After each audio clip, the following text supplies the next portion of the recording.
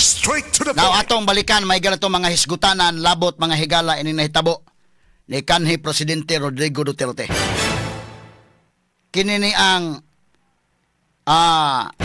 grabe man gyud no kamo nakakita naman mo sa mga videos ana. O ato ning hatagan og pag-analisar mga kahigalaan. Unya sa dugang bahin gahapon ni gawas mahigala kining survey sa Pulse Asia. Kini tan-awon ni og dili ba ni mahigala unsa may mga factors ngano nga si Senador Christopher Bongo mao naman ang number 1 sa survey og nalupigan naman niya mahigala si Erwin Tulfo. Straight to the point. Kini nga survey mahigala gipahigayon niadtong February 20 to 26 pa. Wapay labot kini mga panghitabo karon og sa sunod nga survey human kining tanan nga nahitabo may gala gikan si Duterte sa Hong Kong. Pag-abot sa airport gidakop may gala tuloy-tuloy na gida sa dahig. Unsa kay sunod nga mahitabo sa survey mga kaigalaan? Kay unsa may mga implications ka niini? Kay kung nakabantay mo ang mga Pilipino mahigala ang mga kandidato pagka senador, careful kayo sila sa ilang mga statements. Kabantay bagod mo? Ang mga senador mahigala bisan sa administrasyon, wa gyud niingon nga saktong gibuhat ni Presidente Marcos nga mao ni mauna, justice has been served already ngadto sa kang Duterte nana. Nga naman careful sila ron sa ilang mga higala mga pamahayag kay nahibaw sila nga ubay-ubay pagyod mga higala sa mga supporters nga nanggawa sa kalsada ni express mga kaigalaan sa ilang mga simpatiya labot sa nitabo ni kanhi Presidente Rodrigo Duterte. Straight to the point. Maluson, Visayas ug Mindanao man. Gabi ilandaan patindaghan na kaayong tao na sad. Diris dakbayan sa Mandawi may gala nga nagpahigayon og vigil prayer rally sa Mandawi kagabi. Mao ni sa dunay mga sulti-sulti ni dong sa man niya kwan sa Mandawi atubangan sa Mandawi City Hall ni. Naay kwan na ni. Audio. Okay ni. So rally sa Mandawi.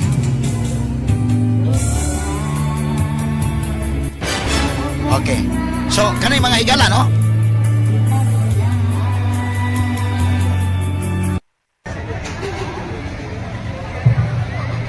Mo niya sa kwan ang tabo no?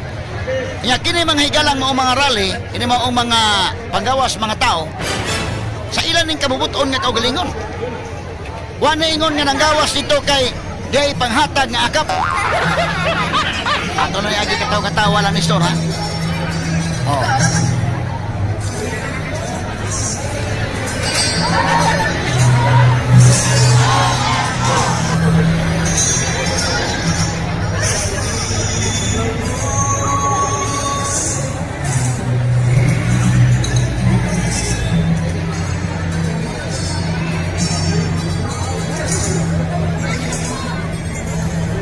So kini ang mga pahitabo karon unsa may implication ini mga kagalaan? Dili kani mosulbong ning mga linya may gala sa team Pilipilaban ini kalakiharon. Kay kini may galang pagka number 1 ron ni Bongo dahil murag dunay dakong implication kini. Number 1 sa survey si Bongo, number 2 si Tulfo, number 3 si Tito Soto, number 4 Bong Revilla, number 5 Misaka Salsi, Bato de la Rosa, number 6 may gala Willie Revillame, Mandawi City, Number support 7. PRRD. Atay Digong, mahal ka namin. So mo to may gala kini balikan to survey, balikan to ato lang pasapasa makagalan to nga tong diskusyon. Ato sang ipasingit di gamay. Unsa may mga implications ani?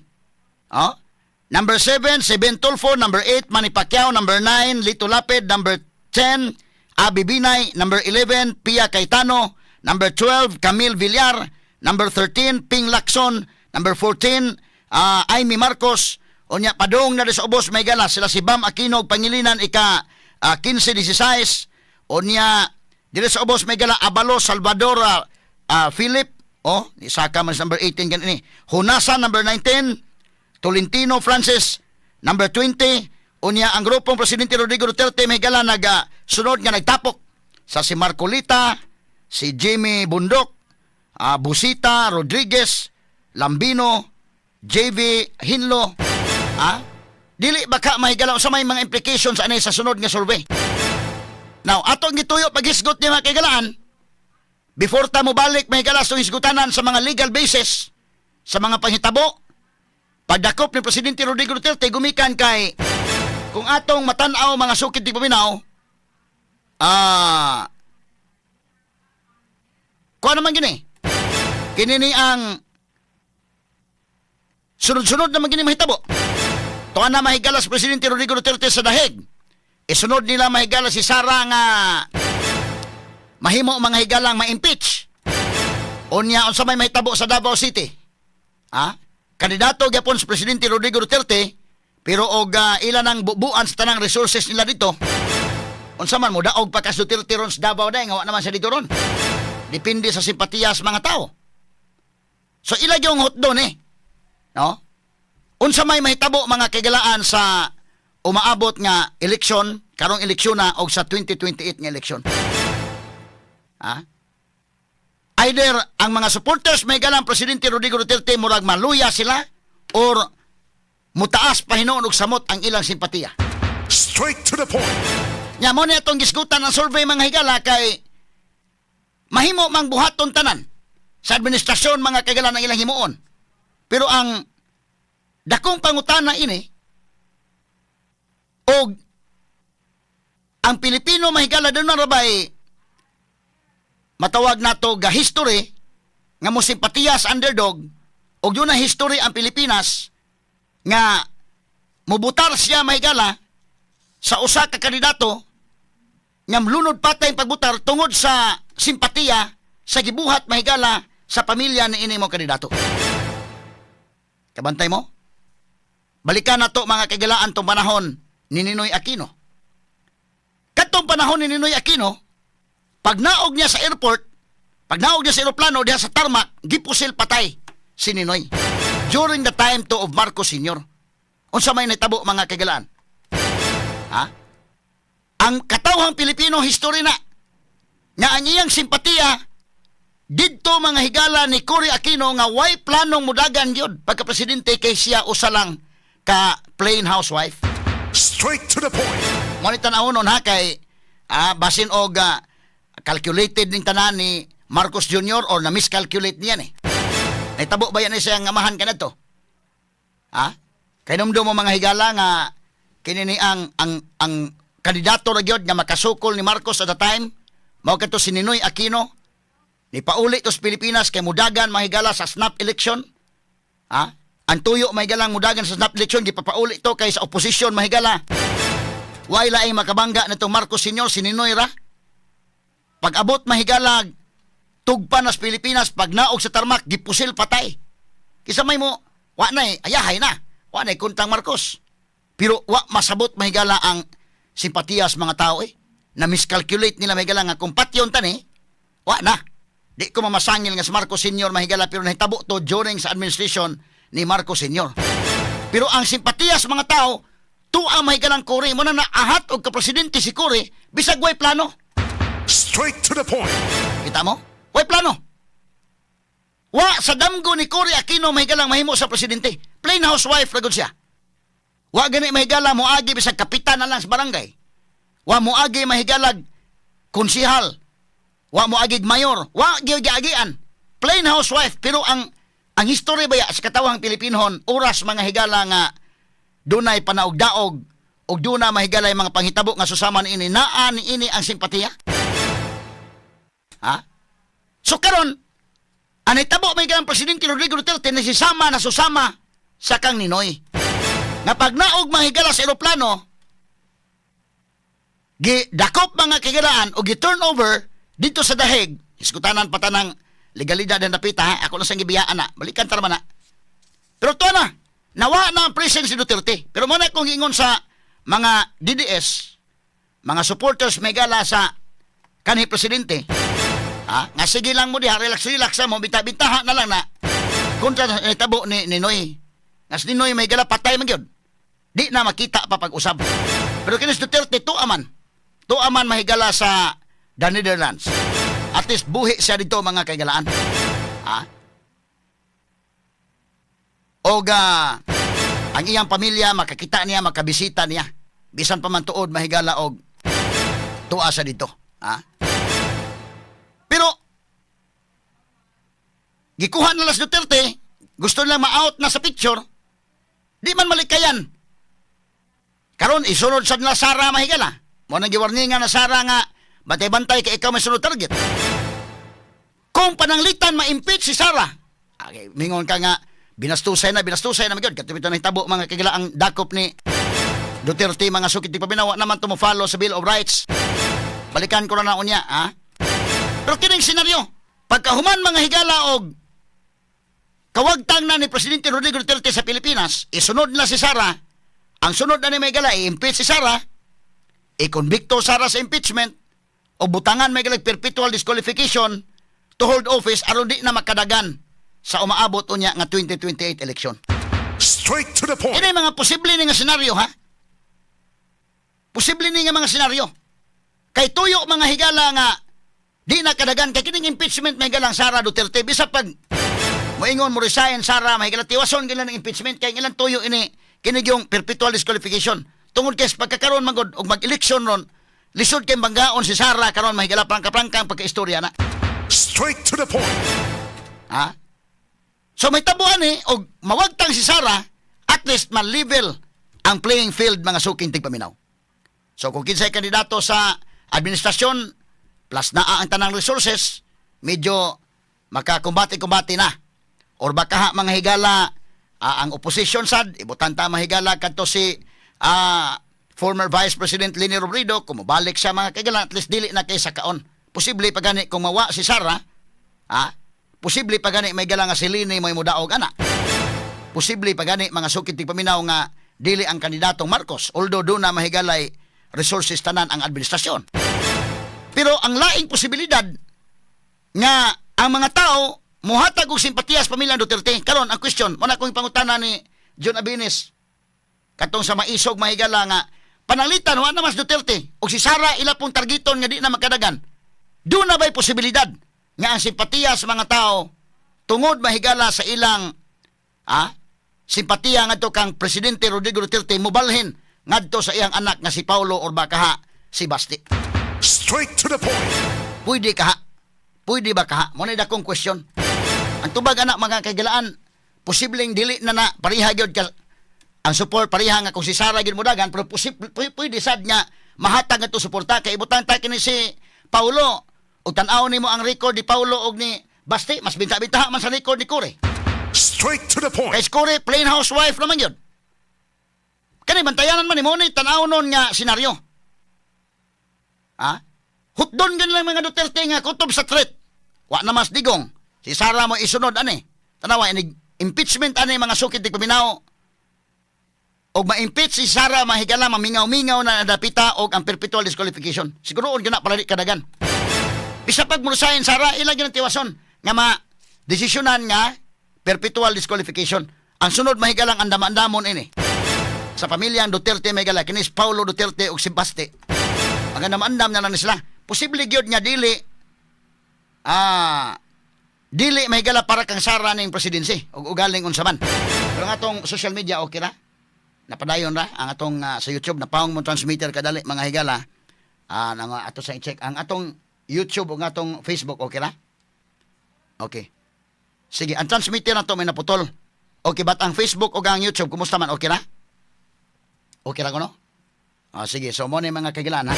Kamay lang kay doon na may kakulian dito sa transmitter site mga kagilaan. Mabati na ta sa Facebook. Mabati na ta sa Facebook o sa YouTube. Okay ra? Sige. Ang ato lang sa transmitter to radio. Okay na, nabalik na? So, kini may tanaw nun. Og kini si Basti karon o kini si Paulo, pag andam-andam gyud mo daan kay ang posibilidad dili para kang Sara ning presidency. Pwede na. Kay himuon man tanan mga kaigalaan. Una gingon dili distin si Sara diha kay katong 2022 iya naman gito. Ang tanan nga mga in fact kung nidagan pa Sara tong 2022 kini mga pahitabo aron di na mahitabo, ha? Straight to the point. So dili siya para iya kanang 2028 o para iya ganina din para iya na. But ang possibility mga kagalaan, kada ako nang itanaw nga mga forecast, mga sukit tig paminaw kay ang mga tao manggod mo ni ang gibuhat may gala sa administrasyon batok sa pamilya Duterte og si Duterte ron ang amahan di naman to naman sa dahig di na puto kadagan o presidente balik kay barred by the law naman to kung si Sara barred by the law sad kay impeach plus perpetual disqualification ang sunod na mahitabo ni Store posible nga ang distinct nga mahimong sunod presidente si Paulo or baka si Baste. Ha? Mapalihan ng Korea Aquino bangawa sa damgo niya nga mahimong presidente pero naahat o ka-presidente mga sukin tig paminaw. Straight to the point. Unya ang sunod nga posibilidad nga di nimo damhon nga pwede pod mga higala ang pilianan na Baste, Paulo, tanaw na lang gina. Kini klaro lang gina kay kini Sara may gala isunod man gini. In fact, daghan man ko andam-andam Sara kay kay gisunod. So sunod Sara. Si Baste or naan ni Paulo, pwede naan lang duha ang distinct nga mahimong presidente pero pwede sad nga naan ni Bongo. Straight to the point. Kay kinis Bongo mga kagilan muramag na anak-anak ni Duterte day. Ha? Kabantay kan dakin o kini ka pagka number 1 ni Bongo, factor man eh. Kini number 1 siya may gala sa survey sa pagka-senador karon. Mao bitaw ni kini kang Tulfo unta nga Erwin gusto mga higala nga i-maintain ka natin number 1 position kay inig-abot sa 2028 pwede nga si Erwin Tulfo may padaganon pagka-presidente sponsoran sa administrasyon. Factor man na kung ikaw may number 1 nga senator. So karon kung iwagtang si Sara, posible nga dili para kang Sara gyud ay ang presidency. Para da ini kang Paulo or kang Baste or pwede pod nga kang Bongo. Straight to the point. Pantay ka day, Bongo. Kay kasi Bongo mga higala mo man sa og kini ni ang kung tanaw ni mo mahigala mo man ko ni og kana na ang nasa dugo nila ba? Kabantay ka? Lain pa dunay potensyal nga mogawa sa mga istorya ron, bata pa lang, skite. Straight to the point. Nga matod pa lang dakin isog sa skite no, sukol sad. Kana ni kamature-mature ana mga kagalaan niya mo na gibuhat ni Digong mosayo man nagka-matured in terms may galas politika. Ikabot sa panahon ana nga matrain lang gyud klaro, mo na importante nga dunay material nga klaro. Ha? Ay kini karon no. Kinalan nga mo usab gyud si mo double time gyud, mo level up gyud si Baste og si Paulo. Posible ni nga kwan. Bantay mo, wala damha, wa man ni sa ilang damgo ni Paulo og ni Baste, pero posible nga kung dili na si Sara may gala kadagan, pwede nga mobalhin ang simpatiya sa mga tao ngadto sa laing mga anak ni kanhi presidente Rodrigo Duterte o posible pa gani nga maadto ni Bongo. Straight to the point. Ha? Kaya ang background may gala kami ka, wa manas Baste, wa manas Paulo. Pero tanawa ang asas Bongo, wa man na. Pwede man ang ipagamay. Pero timan nga mas bintaha sila background kung lang kure. Straight to the O point. ang katawhang Pilipino, dunay simpatiya mga higala base sa history nga mo simpatiya siya ngadto sa pamilya nga nakita mahigalang murag gidaog-daog gyud mga sukin tig paminaw. Mamatay ni tabong noy makatong Pinoy. Oh, katong kang Ninoy Aquino. Ila magyud mahigalang wa magyud. Makatong hitabo ang pusil pa time gito. Kini ka Duterte na sama man ni. Buhis Duterte sa iya mahigalang physical nga kwan. Pero sama ba nga wa na sa iyang presensya ri. Mo ning nahitabo. Kini Sara pod politically dead ni. Kung panalitan og ma-impeach ni unya dunay perpetual disqualification, patay na si Sara politically. Ha? So kinsa may sunod? Kini forecast ko lang ni. Pwede mahigala nga makaingon ka dili day kang Sara gyud ang kwan. Ang time ni Sara 2022 niya i-grab ang opportunity. Iyang gihatag mahigala itong BBM. Ha? Pwede nga ngadto mga higala makaingon ka wa gyud damha. Nga tuan ni Paulo or tuan ni Baste wa damha si Bongo. Mao'y mahimong sunod presidente ani. Straight to the point. Tungod simpatiya sa mga tao di man ni malikayan. Ha? Ato ni nga padayonon may gala ko na kay number 1 is Bongo ron sa survey. Unsa may sunod mahitabo sa umaabot nga survey mahigala. Kini hitabo karon. Ha? Kay mga tao nanggawas ang mga tao mga sukitig paminaw. So moingon man ang mga tao dai napay anak lang Duterte man. Sara di naman mada. Ngita man mga tao napas Paulo. O pwede pod nga ni kasunod og ma-impeach Paulo si Sara og mapakita sa Paulo mahigalag gilas mo ni sunod sa dato ni. Mahurot ni anak Duterte mahigala og unsay ilang pamaagi ani. Bidang alegriha ini ni Nestor, ha? So akin tan-awon ni mga sukid di paminaw ato ning tagaaga pagtagad mga kailan ako lang ning apil nga analysis karon tungod sa miabot nga survey unsa may factor nganong si Bongo nahimo namang number 1 ron hinuon. So kana crucial man ang number 1 ka nga senador mga sukid di paminaw kay ikaw may oferan ana sa partido nga ikaw may padaganon. Inigabot nga umaabot unya nga eleksyon.